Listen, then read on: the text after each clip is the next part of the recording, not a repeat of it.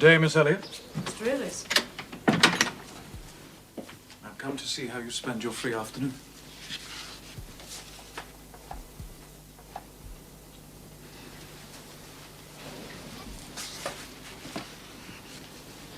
Is the portrait like?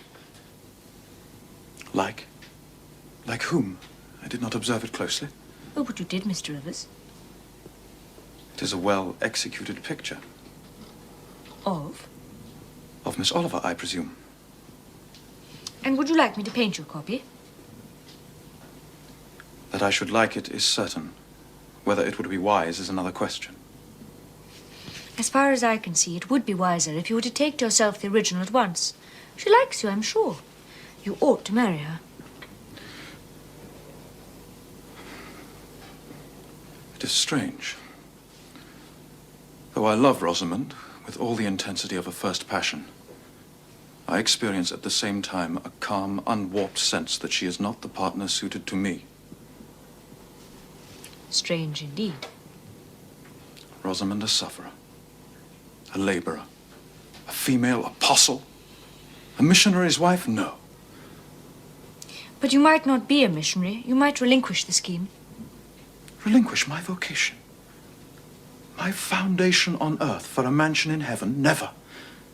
It is dearer than the blood in my veins. And Miss Oliver?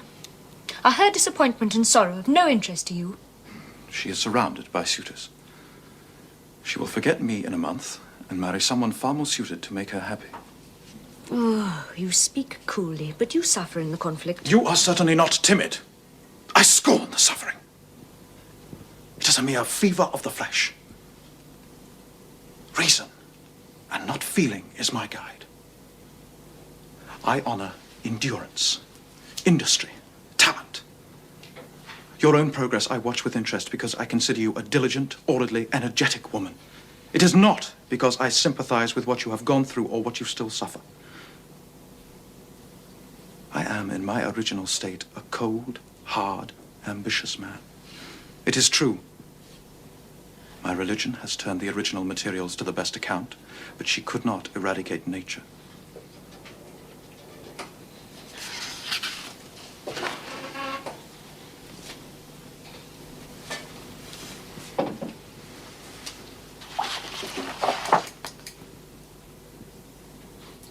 She is beautiful. She is well named the Rose of the World.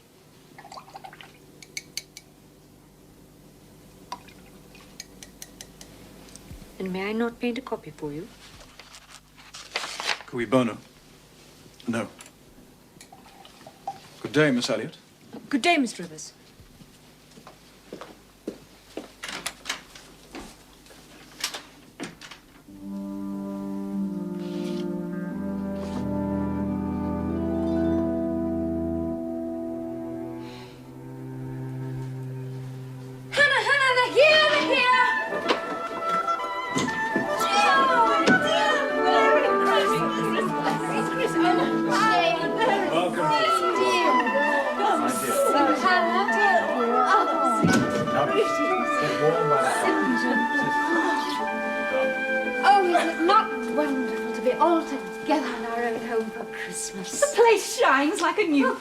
The young lady came back with me a week ago when the school closed, and I must say she's worked as hard as me. Oh, bless you, Jane.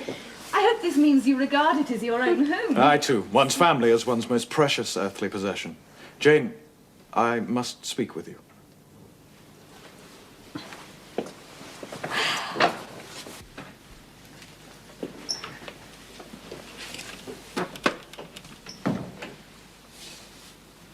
Jane, come and sit by me.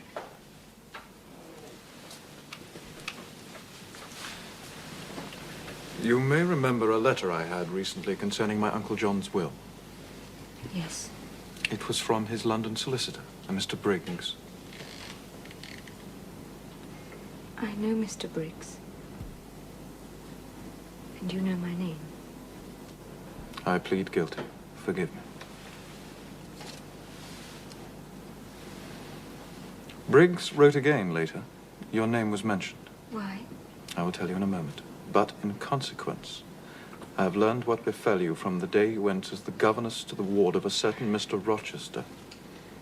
I can guess your feelings, but restrain them for a while. I know he offered you a bigamous marriage, that you fled, and that you are absolutely innocent of blame. And where is he? What is he doing? Is he well? I'm ignorant of all concerning Mr. Rochester. He caused the country to be scoured for you, and when all searches and inquiries proved fruitless, he disappeared. It is generally believed that he has gone abroad. Oh, it'll become of him. Surely you are the last to care. Briggs wrote to Thornfield Hall. He was paid and has heard nothing since, except from a Mrs. Fairfax giving no information. Of Mr. Rochester... You don't know him. Don't pronounce an opinion on him. Very well. Your uncle having died, Mr. Briggs could not trace the heiress. Where is Mr. Briggs now? He may perhaps know more of Mr. Rochester than you do. Briggs is in London. I should doubt his knowing anything at all about Mr. Rochester. It is not in Mr. Rochester that he is interested. You forget essential points in pursuing trifles. You do not inquire why Briggs has sought after you, what his interest was in you. Well, what did he want?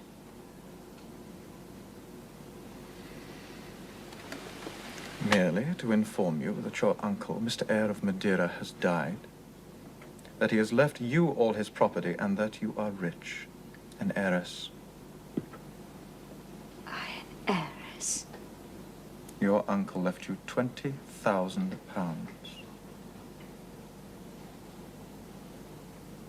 I shall leave you for a while. Oh, wait. Mr. Rivers,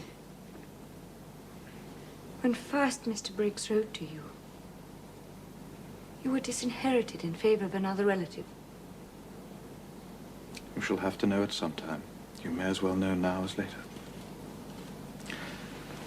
Your name is Jane Eyre.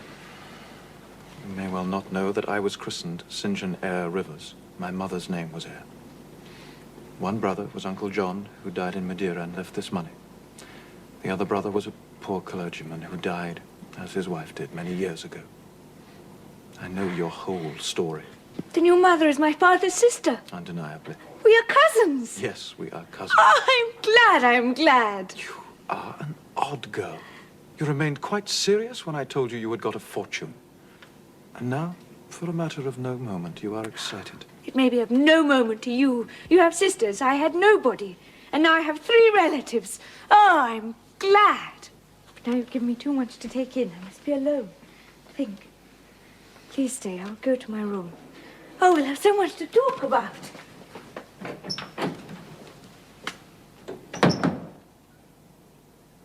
My dear, if I comprehend you, this is impossible. What is there to comprehend? There is £20,000. We have 4 cousins. We have each an equal right. Divided equally, we each have £5,000. It is as much as any of us needs, and it is perfectly possible. It is too noble a sacrifice, Jane. Noble? Mary, dear, it is selfish. I am resolved to have a home and family. I like Morehouse. I will live at Morehouse. I like Mary and Diana, and I will attach myself for life to Mary and Diana. Jane. To have £5,000 would please me. To have £20,000 would torment and oppress me. It is contrary to all custom. The entire fortune is your right. St. My John. uncle was free to leave the money to whom he would. He left it to you. Were you to argue, object, and annoy me for a year, I could not forego this delicious pleasure. Jane, you cannot imagine what an important lady you will be with £20,000. Society will be open to you. My society is here. I never had a home. I will have a home. I never had brothers and sisters, and I must and will have them now. We cannot take advantage. Say again, you'll be my brother. I will be your brother. No buts. I will stay at the school till we find a new teacher, and then I will return here to my family. Say what you will, my purpose is fixed. I shall write to the lawyers tonight, and will you nill you, it is done.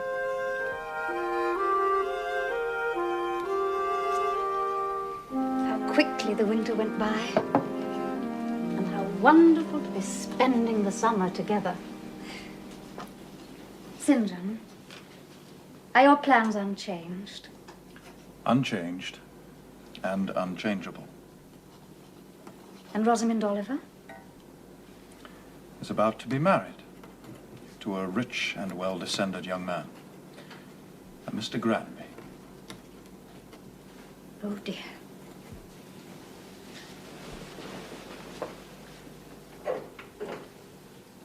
You see, Jane, the battle is fought and the victory is won. My way is now clear. I thank God for it. You get on well with your German. Diana teaches well. Jane, I should like you to take a walk with me. I'll fetch Diana and Mary. No, I wish for only one companion this morning, and that must be you.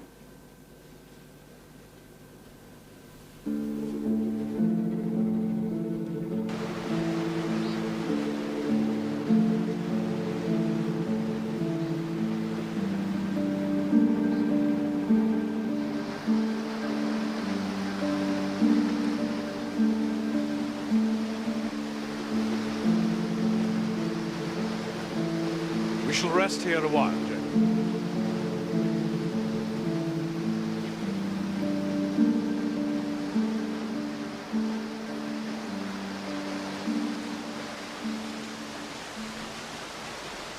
I go to India in 6 weeks, Jane. I have taken my berth on an East Indiaman. God will protect you. You have undertaken his work. Yes. I am the servant of an infallible master. And it seems strange to me that all around me do not burn to enlist under the same banner. All have not your powers. It would be folly for the feeble to march with the strong. I am thinking only of those who are worthy of the work and are competent to do it. They must be few in number. Truly. But when found, it is right to offer them direct from God a place in the ranks of his chosen. If they're really meant for the task, will not their own hearts tell them so? What does your heart say? My heart? My heart is mute. Then I must speak for it. Jane, come with me to India. Come as my helpmeet and fellow laborer. Oh, St. John, have some mercy. God and nature meant you for a missionary's wife. You are formed for labor, not for love. I claim you, not for my pleasure, but for my sovereign service. I do not understand a missionary's life. There I can give you all the aid you need. I'm not fit for the task. I have no vocation. Nothing speaks or stirs within me when you talk. Jane, you are docile, disinterested, faithful and courageous, very gentle and very heroic. Cease to mistrust yourself. I can trust you unreservedly. You must give me some time to think. Very willingly.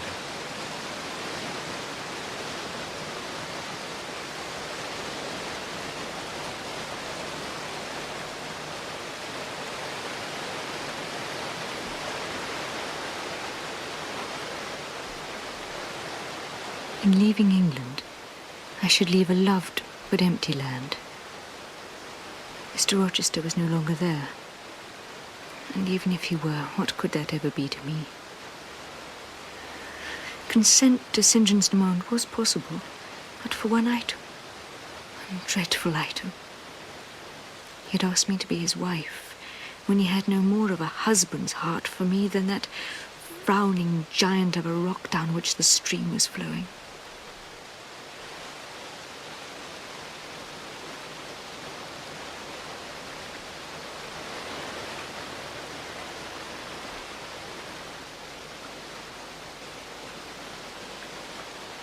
I'm ready to go with you to India, if I can go free. Your answer is not clear. I'm willing to go as your fellow missionary, but I cannot marry you.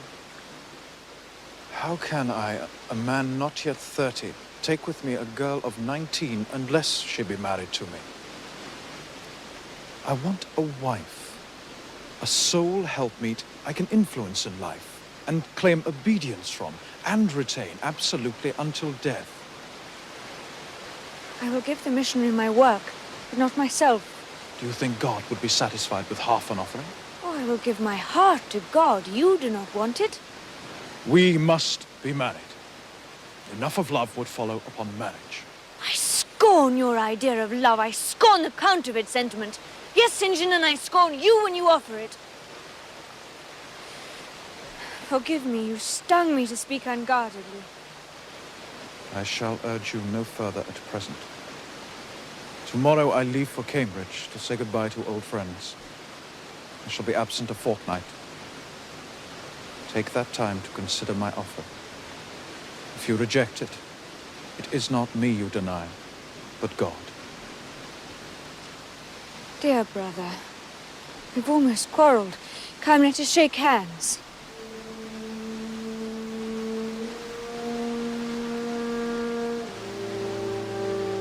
You do forgive me? I have nothing to forgive, not having been offended.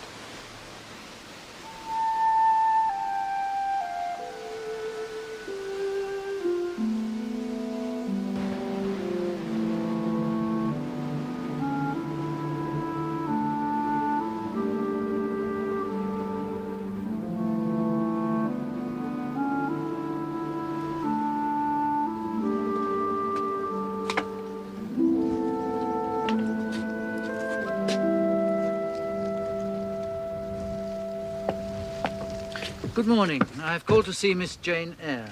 She's expecting you, sir. Come in. Thank you.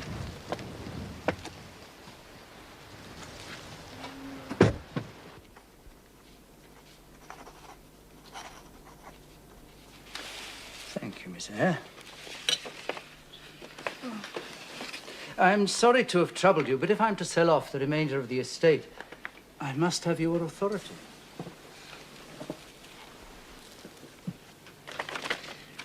Thank you for coming so far, Mr. Briggs. Oh.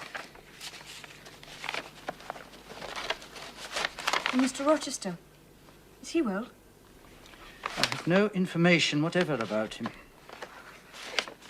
I've written twice to Mrs. Fairfax and have had no reply from my letters. I believe she has left Thornfield. Miss Eyre, you know I made an extensive search for you on Mr. Rochester's behalf. Yes. It is an irony that I only found you after he had vanished to heaven knows where. He may return to Thornfield at any time. Would you wish me to write and tell him that I found him? No, Mr. Briggs, that must not be. I asked because you say you yourself wrote. Only to Mrs. Fairfax, and in vain. It was but for news of him. He's so wild and such a danger to himself. If he knew where I was. No, please, Mr. Briggs, no.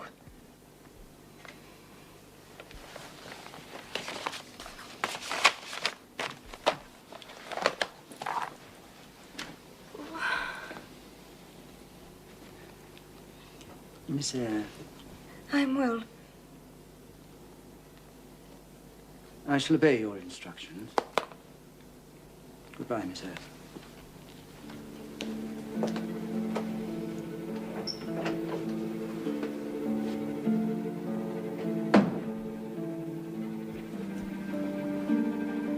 Good day to you, sir. Good day to you.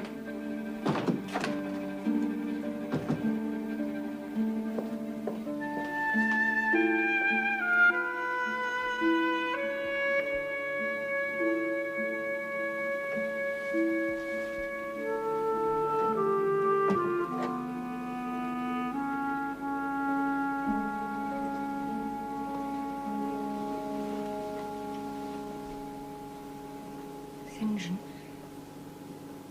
I'm unhappy because you're still angry with me. Let us be friends. I hope that we are friends. Not as we were. Are we not? For my part, we are. I wish you no ill and all good. Must we part in this way? When you go to India, will you leave me so? Without a kinder word than you have yet spoken. And when I go to India, Jane, will I leave you? Do you not go to India? You said I might not go unless I married you.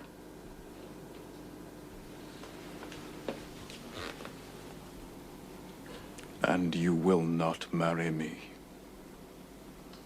You adhere to that resolution. No, St. John. I will not marry you. I adhere to my resolution. Once again, this refusal. Why? You do not love me. You said I was formed for labor, not for love. Then I am not formed for marriage. If I were to marry you, you would kill me. You're killing me now. I am killing you. You should not use those words. They are violent, unfeminine, and untrue. But it is the duty of man to forgive, even unto 77 times. Now, indeed, you hate me. You misinterpret me. I have no wish to grieve or pain you. Indeed, I have not. I know where your heart turns. It turns towards Mr. Rochester. That is lawless. Do you intend to seek him? I wish only to know what has become of him.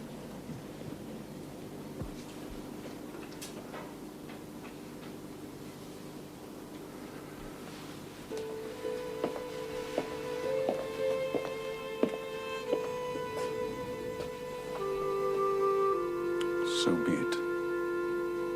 It remains then for me to remember you in my prayers.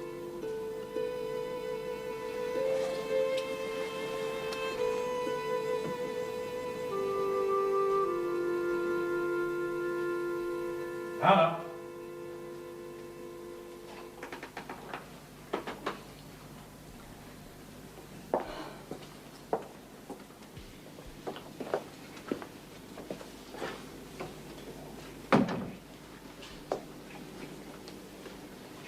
This evening I shall read to you from Revelations, chapters 20 and 21. And I saw the dead, small and great, stand before God, and the books were opened. And another book was opened, which is the book of life. And the dead were judged out of those things which were written in the books, according to their works. And the sea gave up the dead which were in it, and death and hell delivered up the dead which were in them, and they were judged every man according to their works. And death and hell were cast into the lake of fire. And this is the second death. And whosoever was not found written in the book of life was cast into the lake of fire. And I saw a new heaven and a new earth. For the first heaven and the first earth were passed away, and there was no more sea. And I, John, saw the holy city, New Jerusalem, coming down from God out of heaven, prepared as a bride adorned for her husband.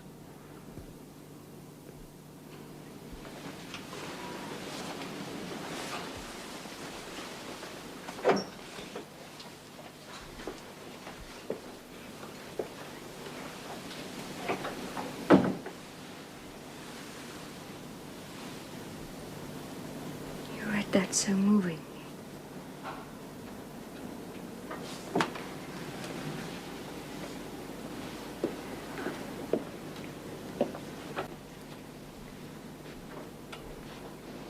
Could you not think again? Could you not decide now? I could decide. I was sure it were God's will that I should marry you. Vow to marry you here and now, come after what may. My prayers are answered.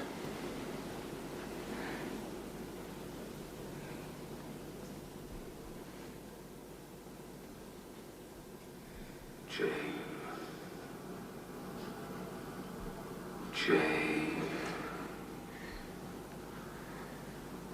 Jane. Oh, God, what is it? Jane. Jane. Oh, we're coming. Wait for me. I'm coming. My love, wait for me. I'm coming. Where are you? Where are you?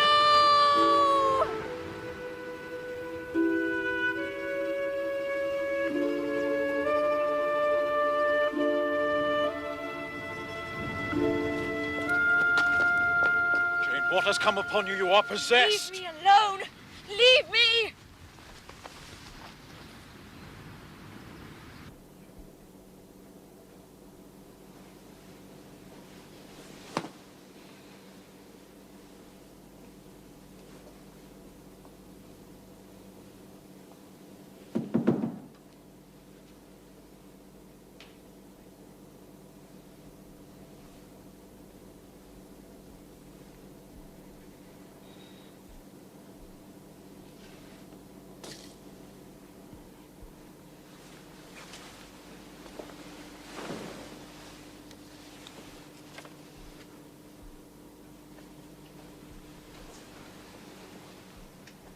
You said I saved your life. Will you not even speak with me?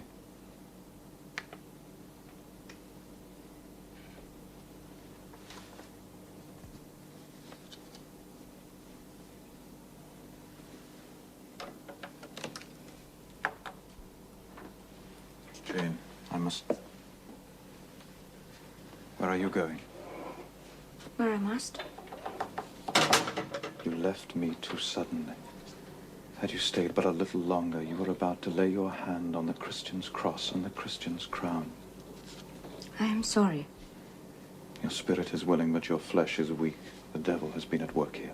No devil, St. John. That is superstition. It was nature. She was roused and did no miracle but her best. You are still upset. You speak in riddles. I shall not argue with you now. But know that my spirit is willing to do what is right. And my flesh, I hope, is strong enough too. I must accomplish the will of heaven, to search and dispel this cloud of doubt that has confused you. I'm in no doubt, St. John. But there is something I have to find out. Something I must do. It is in God's hands.